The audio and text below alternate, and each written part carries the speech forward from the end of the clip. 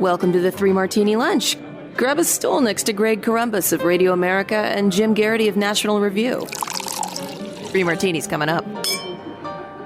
Hey, really glad you're here for the Tuesday edition of the Three Martini Lunch. We've saved your stool for you. We've got good, bad, and crazy martinis for conservatives, and the crazy one is crazy, creepy, crazy, outrageous, and we're going to get to that in due time. But Jim, let's start where we like to start, and that's with the good news. And while the Democrats tried to scramble up 50 votes in the Senate, plus Kamala Harris, to foist at least $3.5 trillion, most say $5 trillion or more, dollars in new spending on the American people, turns out the trillions of dollars they've already spent aren't getting them the glowing support that they were already hoping for. Because, of course, earlier this year, on a strictly party-line vote, they passed the $2 trillion quote-unquote COVID relief bill that didn't have a ton of COVID relief in it. But what's even worse for the Democrats, and makes it a good martini, is that the American people, even though they got a lot of checks out of that legislation, they don't really thank the Democrats for that. Politico. When they took power this past winter, Democrats made a commitment to not repeat what many viewed as a critical misstep of the Obama years. The legislation they passed would do two things: make sure that the benefits were front-loaded and that the impact was tangible. The result was a COVID relief package that included direct payments of up to $1,400 to most Americans, $300 per week in unemployment insurance, supplements, and an expansion of the child tax credit for a year. 9 months later, whatever political benefits were supposed to accrue from that package have seemingly faded. The public support for the direct payments has been overtaken by its concerns about the lingering pandemic. The federal employment insurance benefits ended in September with no apparent appetite by the feds or state governments to extend them. And while Democrats are seeking to extend the expanded child tax credit past its expiration date this December, recent polling data suggests they are getting little credit for it. Those numbers are causing some heartburn up on Capitol Hill, where there is growing concern that in a rush to continue legislative momentum around infrastructure and this other $3.5 trillion boondoggle, the party has failed to hammer home the benefits of their first big bill. So, Jim, of course, the problem, as always, with any Democratic legislative priority is not that the legislation stinks, it's that it just hasn't been explained well enough. And so that's the grousing up on Capitol Hill. But look, if you're not going to get any political benefit out of it, hopefully that slows even more the momentum towards what they're trying to get passed right now. I think that's right, Greg. And I think there's three factors at work here that, those of us who've been watching the political process for a long time may not be quite so stunned as your average Democratic congressman or campaign consultant. But the first factor is, what have you done for me lately, right? That people have short memories, particularly when it comes to good news. And particularly if they feel like other bad news has replaced that, which kind of is a bit more, I'll get into my third point. If you say, oh, how about that legislation we passed back in January, February? Doesn't that make you feel good? People might say, it's October. They're not going to be feeling, that this was this life-changing, spectacular thing that government had done for them. So they really shouldn't do that. The second thing is that what happens in Washington matters a lot more to Washington than it does to the rest of the country. And people may get checks in the mail. They may remember that, this is from the U.S. Treasury. They may not. They may go out and spend it real fast, and it may not, the effect on their actual household income may feel pretty, quickly passing or not really that lasting. I think that these things that seem like a really big deal to people in the legislative process, you're kind of stunned, because of where I could cite the poll about how few Americans can name all three branches of government, right? Like the idea that they're following this legislation and the idea, goodness, I have gotten part of the American Recovery Act, it just isn't. People don't think that way. And it's just not the sort of thing that they're going to dwell on or spend a lot of time thinking about.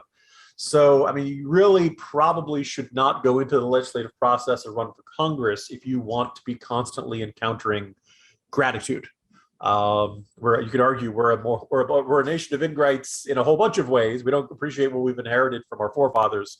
But I also think that Americans just don't spend a lot of time thinking about Congress. So the idea of how do you feel about Congress?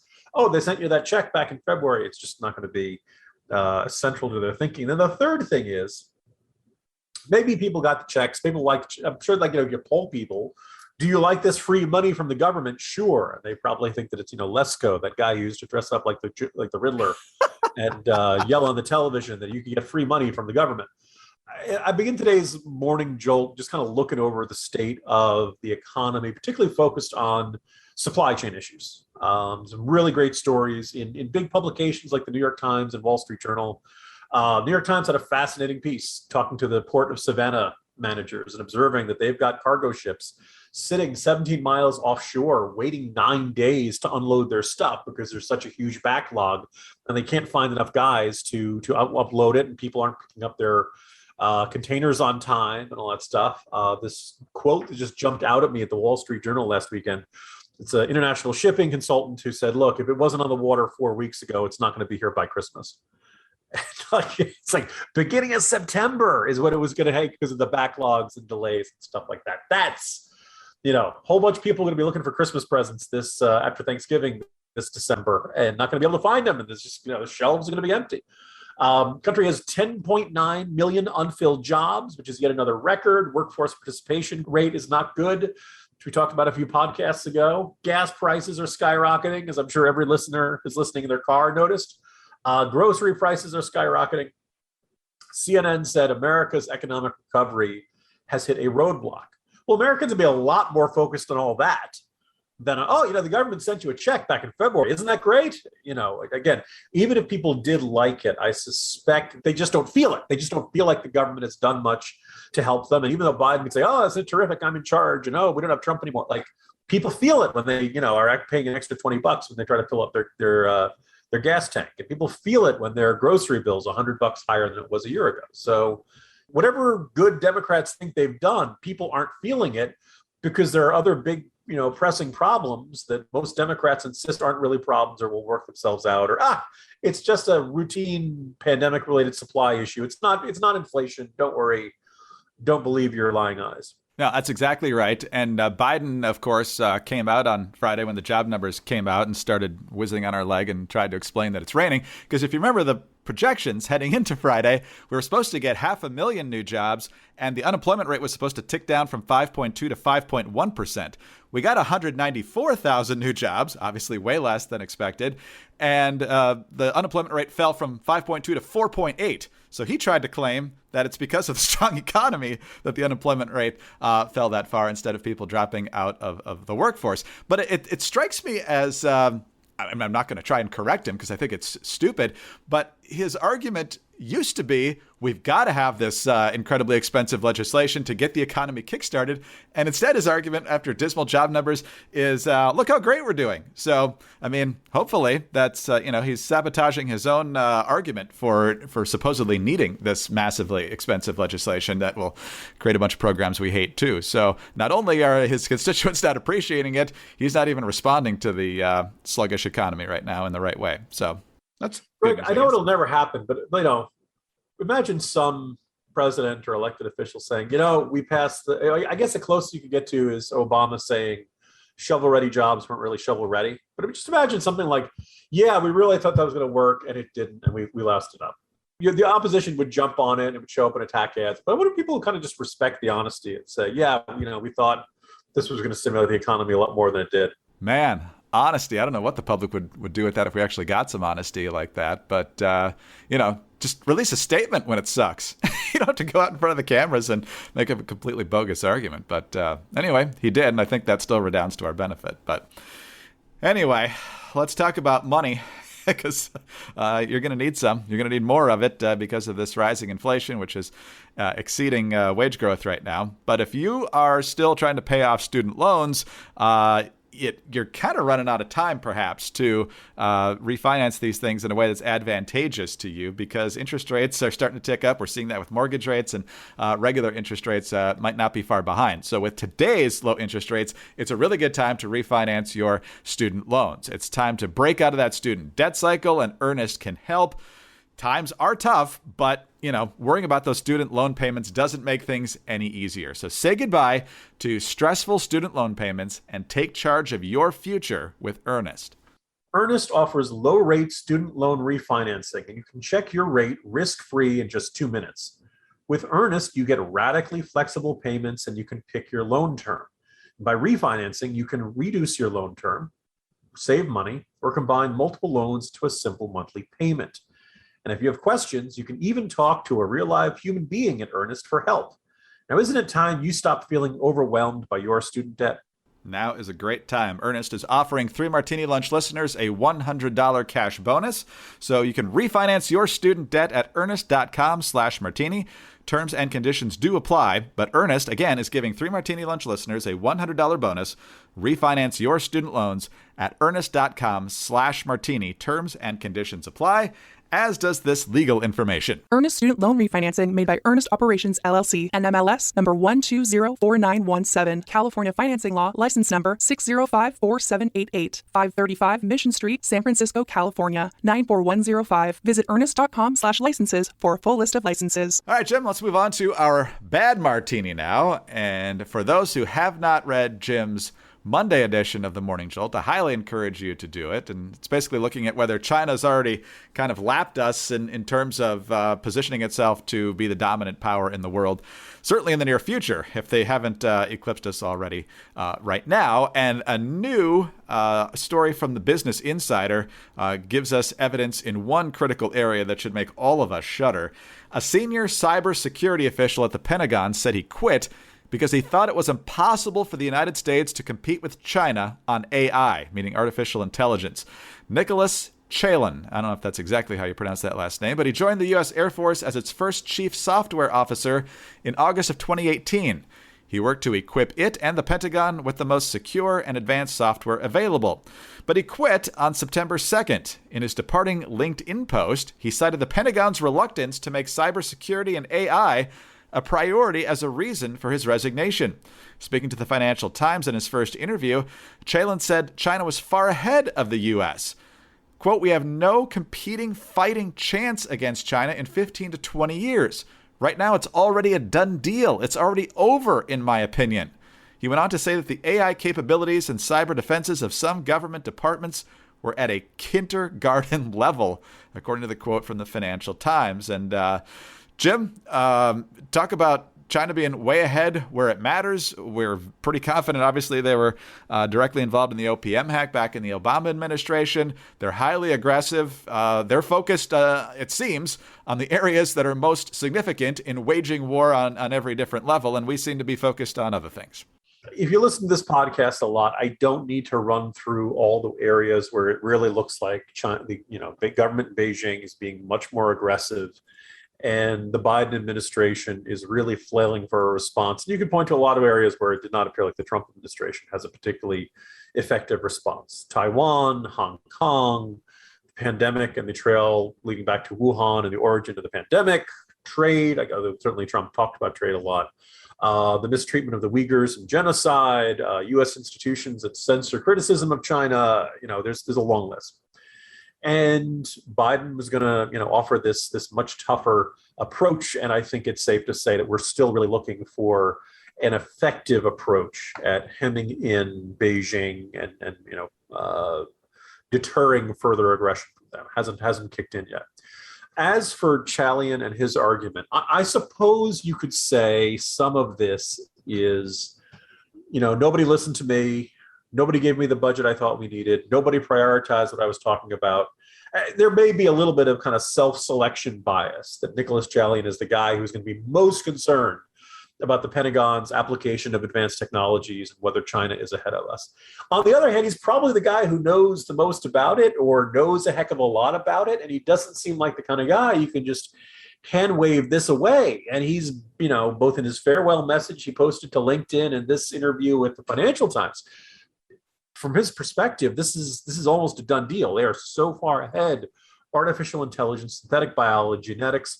I don't know, it could be like genetically altering a virus or something, Greg. Imagine what would happen if they did something like that. But it's scary stuff. And there are a lot of things that are frustrating about the state of the country right now. I laid out all the problems of the economy and stuff like that. But we're arguing about pronouns and just like stupid stuff on any given day when a regime that is fundamentally aggressive and expansionist and wants to be a regional power.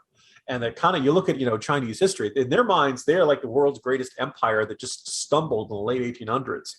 And they were meant to be the leaders of the world and the leaders of humanity. And they just had this really awful string of bad luck, but now they're back on the right path.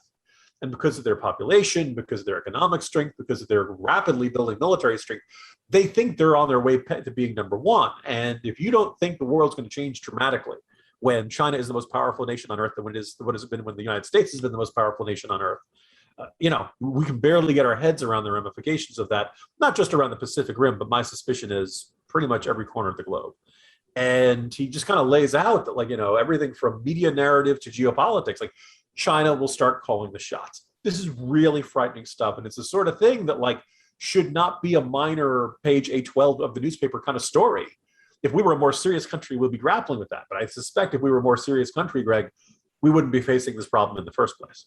No, that's exactly right. And like you said, this problem didn't start in January of this year, so previous administrations certainly bear responsibility for this as well. But when you see what the current leadership is focused on, white rage and so forth, and what it actually was able to accomplish, that's probably the wrong word, in Afghanistan, how it performed in Afghanistan, how it's looking weak and indecisive in other areas around the world. I mean, it goes back to the old Office Space question, right, Jim? I mean, what is it that should say you do here?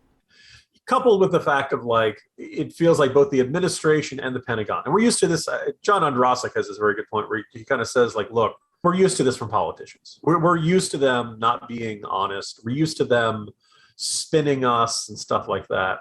But a bigger and more serious issue is we're used to the military being the one that gives it to us straight, that is willing to communicate hard truths, that is, that won't try to spin us. And it really feels like, particularly recently, there's been this effort to create the perception of victory rather than achieve an actual victory and hope nobody tells the difference. Yeah, I mean, every whistleblower, you have to give it a grain of salt, but man, it's not hard to believe this at all, and I don't see any pushback. You don't see anybody jumping out and saying, no, the Pentagon's IT is fantastic. We're completely unhackable. Oh, man. Just fair warning, our Crazy Martini is going to have some very sensitive content. So if you have children with you, you might want to hit pause. But before you do that, you might want to just get them comfortable in their own room with products from MyPillow. The pillows, the towels, the slippers, the mattress topper, all very high quality products. But today we're focusing on the amazing Giza Dream Sheets. There's nothing better than slipping into bed with soft, comfortable sheets after a very long day. And for a limited time, 3 Martini Lunch listeners can buy one set of Giza Dream Sheets and then get another set free when you head to mypillow.com and use our promo code Martini. Imagine sliding into the most comfortable sheets you will ever own, guaranteed. They're made from the world's best cotton and grown only in a region between the Sahara Desert, the Mediterranean Sea, and the Nile River. The sheets' long staple cotton makes them ultra soft and breathable. They're available in a variety of colors and sizes. They're machine washable, and they come with a 60-day money-back guarantee as well as a 1-year limited warranty. And now for a limited time, you can buy one and get one free on all Giza Dream Sheets. Just go to mypillow.com, click on the radio listeners square, and use the promo code Martini at checkout. Or call 800-874-0104 and find deep discounts on all MyPillow products, including the MyPillow mattress topper, the MyPillow towel sets, and so much more. Don't miss this sale of the year. That's mypillow.com, promo code Martini. Or call 800-874-0104. Sleep better with mypillow.com. All right, I was not kidding about the content of the Crazy Martini, so if you need to hit pause, give you a couple of seconds here to hit pause and come back to us later. Otherwise, we're about to roll on this. You know, last week, Jim, or maybe it's the week before that, we talked about how Attorney General Merrick Garland has now dispatched the FBI to work with local officials to dig into threats against school board members, because this is the real problem, not what school boards are trying to perpetrate on parents in terms of critical race theory and gender policy and pronouns and masks and everything else. And so the poster child for the need to do this was a guy named Scott Smith, a parent at a Loudoun County, Virginia school board meeting, who on June 22nd ended up getting into a shouting match with another parent and then was taken to the ground by the police and hauled out of the room while he was hollering. And of course, it became, this is what these unhinged parents are doing. They're completely overreacting, and these people should not be taken seriously. Well, kudos to the Daily Wire for actually finding out what happened here. The reason Scott Smith was more than slightly upset on June 22nd is because of something that happened on May 28th. His freshman daughter was in the bathroom when a boy, who apparently identified as a girl and allegedly was wearing a skirt, entered the girls' bathroom at Stonebridge High School, where he sexually assaulted the 9th grade girl. Juvenile records are sealed, but Scott's attorney told the Daily Wire that a boy was charged with 2 counts of forcible sodomy, 1 count of anal sodomy, and 1 count of forcible fellatio related to an incident that day at the school. But the story gets worse. Scott Smith was summoned to the school because of this quote-unquote incident, but was told by the school officials, Jim, that they were going to handle it in-house. Well, he didn't like that very much, so ultimately he raised enough of a stink that they called the cops on him, which ended up actually being a good thing because he told the cops his story. They got the girl to the hospital, they did the rape tests, and found out that she was absolutely telling the truth, and therefore these charges are going forth. So he was coming to the school board meeting to talk about the transgender policy, and a person who's affiliated with the Anti-Racist Parents of Loudoun Facebook group got in his face. They got into an argument. One of the officers was at the meeting, grabbed his arm.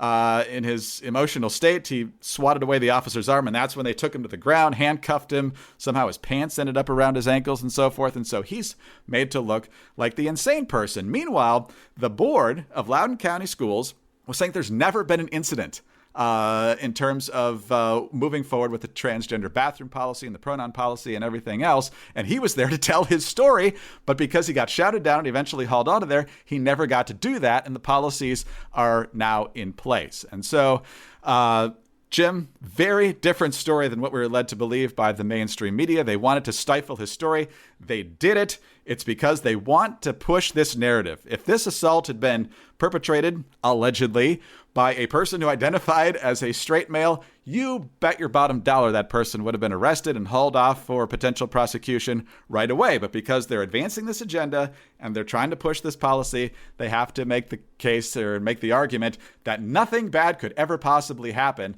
And so they had to bury this very serious crime. Indeed, Greg. One of my first, snarky reactions was, wait, I've been assured this never happens. I've been assured this is unthinkable. I'm assured that everyone who identifies as the other gender and chooses upon every, person who was born with a man with male genitalia who goes into a woman's bathroom or locker room has only the most noble and pure intentions. And no one could ever abuse this policy to get their own sense of cheap thrills or something like that. Well, in this case, it looks like it happened. It's still waiting to hear the court trial. But certainly there was enough evidence there for an arrest. It certainly suggests that this reaction to his father, Greg, you hear stories like this. We're both fathers. I'm sure a lot of parents are listening to this podcast. I'm kind of surprised society is not full of out and out bloody murders committed by parents upon the abusers of their children. We don't necessarily want to live in that kind of society. We have a system of justice. We know false accusations can occur. But everyone has that thought going through their mind of, oh my God, if it was my child, no one could stop me. I would take whatever consequences. I wouldn't care. You don't touch my child and get away with it. You don't escape the consequences. I am the consequences. And that's what's going through this guy's mind. And of course he, flipped out. Of course he reacted, with overwhelming emotions. Now here's the is there a lesson here? Yeah, you shouldn't swat away a cop. It's not good. Cop doesn't know the whole story. As far as he knows, you're just this guy full of rage. But having said that, now that we know this backstory, we all understand exactly why he's full of rage. And it really does look like this county school board this didn't fit the narrative. The narrative was that, young transsexual students were always good people. No one could ever abuse this policy. And anybody who opposed this policy was just hopelessly transphobic and old-fashioned and just couldn't understand modern values and modern sexuality and all that kind of stuff. Well, actually, no. Nope. At least in this particular case, the skeptics were right. Somebody saw an opportunity in this policy. Somebody was a male, saw an opportunity to go into a girl's bathroom and do something terrible. And we'll see how this trial shakes out. But In this case, not only does his father deserve an apology, not just from the school board, but from everybody who used him as the poster boy for these crazy, out of control parents. And the second thing is like if your reaction to this is, oh, the parent must be bad, like say Terry McAuliffe, I don't want parents coming in and tell schools what they can teach. Like this, it's got to be a partnership.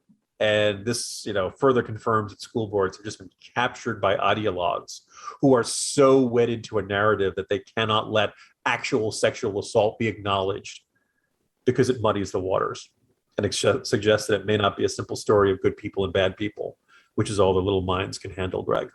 Unbelievable. Yeah, I mean, I like to think I would let the justice system do what it's supposed to do in that situation, but the instinct, it's a combination of Liam Neeson in Taken with the light switch and Darth Vader at the end of Rogue One. Take your pick. I was thinking Jack Bauer in the limo. This is how the Russians get information out of people, pal. They just use the towel. Anyway, carry on. Exactly right. Come to think of it, the whole movie Taken and his response to that would pretty much be the what would be going through my head. But for them to not even acknowledge this and to bury it just shows how, I mean, you put it perfectly, but how absurdly wedded they are to this agenda, whatever the facts may be. So very difficult story to end with, Jim. Hopefully we have much happier things to talk about tomorrow, and I will see you then. See you tomorrow, Greg. Jim Garrity, National Review. I'm Greg Corombos of Radio America. Thanks so much for being with us today. Please tell your friends about us as well. Also, thank you very much for your very kind reviews and your 5-star ratings. We are always very thankful for those. Get us on your home devices. All you have to say is play 3 Martini Lunch podcast. Follow us on Twitter. He's at Jim Garrity. I'm at Dateline_DC. Have a great Tuesday, and please join us on Wednesday for the next 3 Martini Lunch. There's so much going on in the news, but don't worry, because we're here to talk about all the things. Politicians are still fighting over the debt ceiling, even though it's our money. Greta Thunberg is still preaching to the world, and people freaked out over social media sites like Facebook and Instagram crashing for just a few hours this week. Hey, it's the Chicks from the Chicks on the Right podcast. Download and subscribe to our daily podcast to hear us pick apart and pick on the news of the day. Politics to pop culture. Nobody's safe, but it's all fun. Subscribe on iTunes or wherever you get your podcasts.